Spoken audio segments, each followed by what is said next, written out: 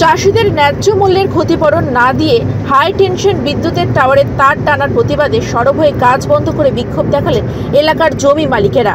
এই মর্মে শুক্রবার সকালে মালদার পুরাতন মালদা ব্লকের যাত্রাডাঙ্গা গ্রাম পঞ্চায়েতের পোপড়া এলাকায় জমির মালিকেরা একত্রিত হয়ে বিদ্যুতের টাওয়ারের ঠিকাদার সংস্থার বিরুদ্ধে একরাশ ক্ষোভ উগরে দিয়ে কাজ বন্ধ করে বিক্ষোভ দেখালেন।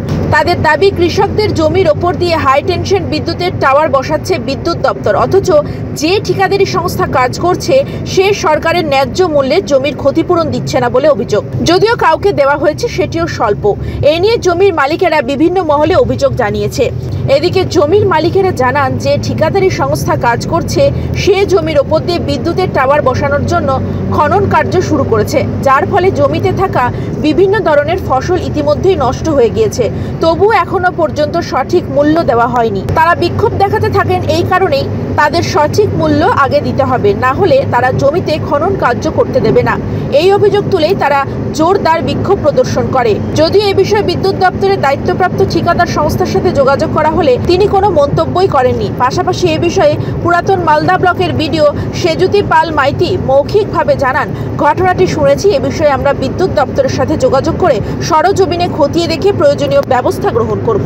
হচ্ছে আমাদের জমির উপর দিয়ে এই টাওয়ার লাইন করছে এবং ঠিকমতো চাষিরা পয়সাও পাচ্ছে না, চাষিদের সাথে কথাবার্তা ঠিকমতো বলছে না এবং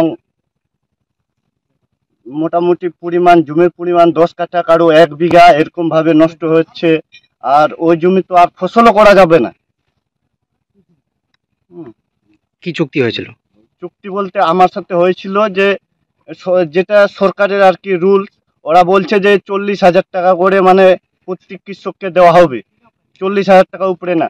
আবার শুনছি কাউকে কাউকে 5 লাখ 6 লাখ এরকম করে দেওয়া হচ্ছে। এটা কেন হবে? একটা তো সরকারের নির্দিষ্ট আইন আছে, 5 লাখ হোক 4 লাখ হোক সবাইকে সমান দিতে হবে, সমান অধিকার কৃষকের। কাউকে 20,000, কাউকে 10,000, কাউকে 5,000 এরকম হবে কেন? আমরা চাইছি সবাই চাষি এক হয়ে যেটা করবে বসে সিদ্ধান্ত করে যেন এটা করে। কি করলেন আজকে আপনারা?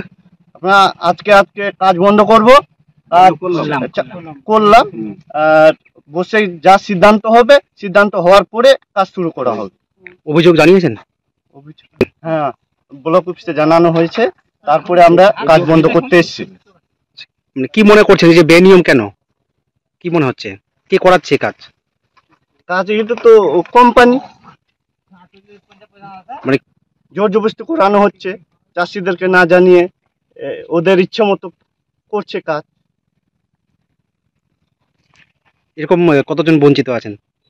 প্রায় কৃষক এখানে যতগুলো দেখতে পাচ্ছেন সবারই এরকম, কাউকে দিয়েছে 5,000, মানে শুটিং নেই। সবারই একই রকম। এখনো মোটামুটি এই তো অনেক কৃষক আছে এখনো যারা বা খবর পায়নি, কারো কাজের অসুবিধার জন্য আসতে পারেনি। কি চাইছেন আগামী দিনে? আগামী দিনে কি চাইবো বলতে, আমাদের সাথে আলোচনা হোক, বসে সঠিক টাকাটা যেন দেয়, সবাই যেন পায়, চাষিরা। এটাই আমাদের দাবি। বসে সিদ্ধান্ত হবে, তারপরে কাজ শুরু করা হবে।